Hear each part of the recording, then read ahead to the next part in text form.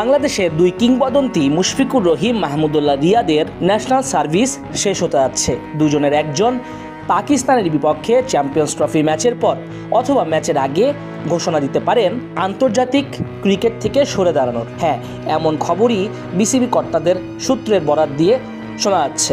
মুশফিকুর রহিম মাহমুদুল্লাহ রিয়াদ থেকে বাংলাদেশ দল সার্ভিস পেতে চেয়েছিল চ্যাম্পিয়ন্স ট্রফিতে। পারভেজ হোসেন ইমন, নাসুম সেই অর্থে সুযোগ পাননি সিনিয়রদের কারণেই। দীর্ঘদিন ধরেই মাশরাফি, সাকিব, তামিম, রিয়াদ, মুশফিক বাংলাদেশ ক্রিকেটের অবিচ্ছেদ্য অংশ।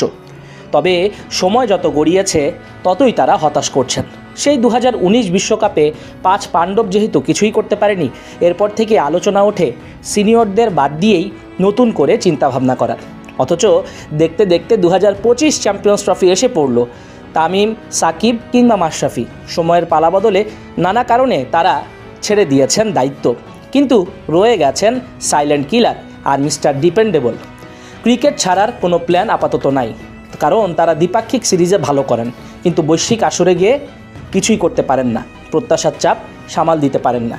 হয়তোবা 1টি বা 2টি সেঞ্চুরি করেন বা ভালো ইনিংস খেলেন, আবারও টিকে যান অনন্তকালের জন্য। এই দুই ক্রিকেটার কেন আসলে অপশন নেন না? কারণ তারা দুজনেই ব্যাটসম্যান। মাহমুদুল্লাহ রিয়াদ রেগুলার ভালো করেন, দ্বিপাক্ষিক সিরিজে তার হাত ধরেই বাংলাদেশ অনেক ম্যাচ জিতেছে, কিন্তু আইসিসির আসর আসলেই নিষ্প্রভ থাকেন দুজন। ক্যাচ মিস থেকে শুরু করে ম্যাচের পর ম্যাচ ব্যর্থ হওয়া, তবুও অভিজ্ঞতার জোরে টিকে যাওয়া। 15, 16, 17 বছরের অভিজ্ঞতার ভান্ডারে জুনিয়র ক্রিকেটাররা সুযোগ পান না। তাদের দুজনকেই একাদশে রেখে প্ল্যান করা হয়, কখনোই একজনকে বাদ দেওয়া হয় না। যদিও বা চোটে পড়েন তখন ভিন্ন বিষয়।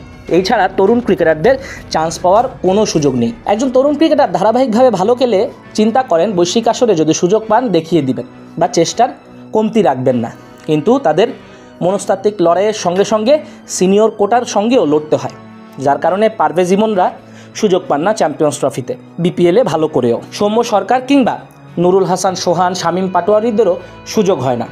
তারা তো এখন পরিণত, লিগে ভালো খেলছেন, জাতীয় দলে এলে ধারাবাহিকভাবে সুযোগ পেলে ভালো করার প্রবণতা বেড়ে যায়।